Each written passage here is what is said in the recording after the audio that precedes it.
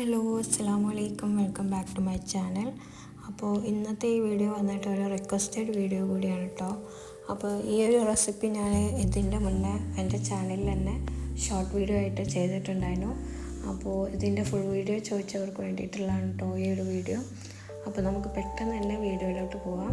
അപ്പോൾ ഈ ഒരു റെസിപ്പി ഉണ്ടാക്കാനായിട്ട് ഞാൻ ഒരു മിക്സി ജാറിലേക്ക് ഒരു കപ്പ് റവ ആണ് കേട്ടോ ചേർത്ത് കൊടുക്കുന്നത്. പിന്നെ ഒരല്പം മാത്രം മൈദ, പിന്നെ ഇതിലേക്ക് വേണ്ടത് ഒരു ഏലക്ക മാത്രമാണ്.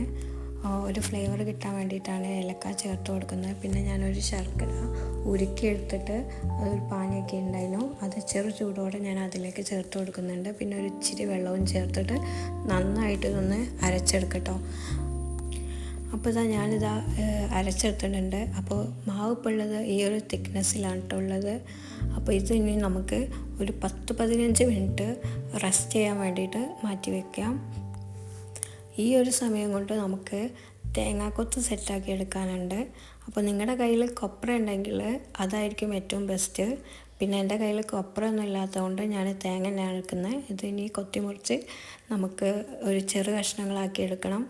അപ്പോൾ ഞാനിതാ തേങ്ങാക്കൊത്ത് സെറ്റാക്കിയിട്ടുണ്ട്. ഇതിനി ഒരു പാനിലേക്ക് ഓയിൽ ഒഴിച്ചിട്ട് അതിലേക്ക് ഇട്ടിട്ട് നന്നായിട്ടൊന്ന് മൂപ്പിച്ചെടുക്കാനുണ്ട്. നല്ലൊരു ബ്രൗൺ ഷെയ്ഡാവുന്ന വരെ നന്നായിട്ടൊന്ന് മൂപ്പിച്ചെടുക്കണം. അപ്പോൾ ഞാനിത് നന്നാക്കി ഒരു 4 മിനിറ്റോളം വെച്ചിട്ട് ഇതൊരു ബ്രൗൺ ഷെയ്ഡാക്കി മാറ്റിയിട്ടുണ്ട്. അപ്പോൾ ഈ ഒരു കളർ മതി. അപ്പോൾ ഈ ഒരു സമയം കൊണ്ട് തന്നെ ഒരു 10-15 മിനിറ്റ് കഴിഞ്ഞിട്ടുണ്ട്. അപ്പോൾ നമ്മൾ റെസ്റ്റ് ചെയ്യാൻ വെച്ച മാവ് ഒന്ന് നോക്കാം. അപ്പോൾ ഒന്നുകൂടി തിക്നെസ് കൂടിയിട്ടുണ്ടാവും. അപ്പോൾ നമുക്കിതിലേക്ക് ഒരു ഇച്ചിരി കൂടി വെള്ളം ആഡ് ചെയ്ത് കൊടുത്ത് ഇതൊരു അല്പം ഒരിച്ചിരി മാത്രം ഒന്ന് ലൂസാക്കി എടുക്കാനുണ്ട്. ഓവർ ലൂസല്ല, എന്നാൽ ഓവർ തിക്നെസ്സും അല്ല, ഒരു പരുവത്തിലാക്കി എടുക്കാനുണ്ട് കേട്ടോ. അപ്പോൾ ഞാൻ ഇച്ചിരി വെള്ളം ആഡ് ചെയ്തിട്ട് ഈ ഒരു പരുവത്തിലാണ് ഇപ്പോൾ ഞാൻ ഈ ഒരു മാവ് സെറ്റാക്കി എടുത്തിട്ടുള്ളത്. ഇനി ഇതിലേക്ക് നമുക്ക് ഇച്ചിരി ഉപ്പ് ആഡ് ചെയ്ത് കൊടുക്കണം. നമ്മൾ ഉപ്പൊന്നും ആഡ് ചെയ്തിട്ടില്ലായിരുന്നു. അപ്പോൾ ഇച്ചിരി ഉപ്പും ഇച്ചിരി ബേക്കിംഗ് സോഡയും ചേർത്തിട്ട് നന്നായിട്ടൊന്ന് മിക്സ് ചെയ്തെടുക്കട്ടോ. ഇത് നന്നായിട്ടൊന്ന് മിക്സ് ചെയ്തതിന് ശേഷം നമ്മൾ സെറ്റാക്കി വെച്ചിട്ടുള്ള തേങ്ങാക്കൊത്തുണ്ടല്ലോ, അത് നമുക്കിതിലേക്കൊന്ന് ചേർത്ത് കൊടുക്കാം. എന്നിട്ട് വീണ്ടും നന്നായിട്ടൊന്ന് മിക്സ് ചെയ്തതിന് ശേഷം നമുക്ക് ഒരു ചട്ടി വെച്ചിട്ട് ഓയിൽ ചൂടാക്കാൻ വേണ്ടി വെക്കട്ടോ. അപ്പോൾ ഞാൻ ഈ തേങ്ങാക്കൊത്തിട്ടിട്ട് നന്നായിട്ട് മിക്സ് ചെയ്ത് സെറ്റാക്കി വെച്ചിട്ടുണ്ട്. അപ്പോൾ ഇതുപോലത്തെ ഒരു ചട്ടിയാണ് ഇപ്പോൾ ഇതിലേക്ക് വെച്ചിട്ടുള്ളത്, ഒരു കുഴിയുള്ള ടൈപ്പ് ചട്ടി.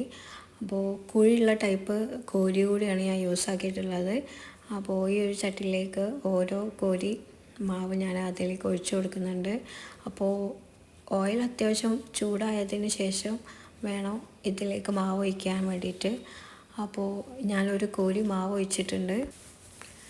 മാവ് ഒഴിച്ച് കുറച്ച് ഒരു 10 സെക്കൻഡ് കഴിഞ്ഞപ്പോൾ തന്നെ നന്നായിട്ട് ഇങ്ങനെ പൊങ്ങി വന്നിട്ടുണ്ട്. ഇതൊരു നെയ്യപ്പത്തിൻ്റെ സ്റ്റൈലിലായിട്ട് വന്നിട്ടുണ്ട്. കഴിക്കാൻ നല്ല ടേസ്റ്റാണ് കേട്ടോ. അപ്പോൾ ഇങ്ങനെ പൊങ്ങി വരുന്ന സമയത്ത് നമ്മൾ ഈ ഇതിൻ്റെ മേലേക്ക് നമ്മളിങ്ങനെ ഓയിൽ തൂക്കി കൊടുക്കണം. അപ്പോൾ നന്നായിട്ട് ഉള്ളിലൊക്കെ നന്നായിട്ട് വെന്ത് കിട്ടും. പിന്നെ വലിയ ഓവർ ഫ്ലെയിമിലിട്ടിട്ട് കുക്ക് ചെയ്യാൻ പാടില്ല, എന്നാൽ ലോ ഫ്ലെയിമിലിട്ടിട്ടും കുക്ക് ചെയ്യാൻ പാടില്ല. അപ്പോൾ ആ ഒരു ഇതിൽ നല്ല ചൂടും വേണം, എന്നാൽ ചൂട് കുറയാനും പാടില്ല. ആ ഒരു ലെവലിലിട്ടിട്ട് വേണം ഇതൊന്ന് കുക്ക് ചെയ്തെടുക്കാനായിട്ട്. അപ്പോൾ ബാക്കിയുള്ള മാവ് ഞാൻ അതുപോലെയൊക്കെ സെറ്റാക്കി എടുക്കുന്നുണ്ട്. നല്ല ടേസ്റ്റാണ്. നമ്മുടെ കുട്ടികൾക്കായാലും അല്ലാത്തവർക്കായാലും ആർക്കും പെട്ടെന്ന് നമുക്ക് വൈകുന്നേരങ്ങളിലൊക്കെ ചായക്ക് കഴിക്കാൻ പറ്റിയ ഏറ്റവും നല്ലൊരു സ്നാക്കിനാണ്, നല്ലൊരു റെസിപ്പിനാണ്. എല്ലാവരും ഒന്ന് ട്രൈ ചെയ്യണം കേട്ടോ. പിന്നെ ഇത് ഉണ്ടാക്കാനായിട്ട് വലിയ പാടൊന്നുമില്ല, സിമ്പിളായിട്ട് സെറ്റാക്കി എടുക്കാൻ പറ്റുന്ന ഒരു റെസിപ്പി കൂടിയാണ്. അപ്പോൾ ഇത് ഇഷ്ടപ്പെട്ടാൽ ലൈക്ക് ചെയ്യുക, ഷെയർ ചെയ്യുക, കമൻറ്റ് ചെയ്യുക, പിന്നെ ചാനൽ ഒന്ന് സബ്സ്ക്രൈബ് ചെയ്യണം കേട്ടോ. അപ്പോൾ ടാറ്റാ.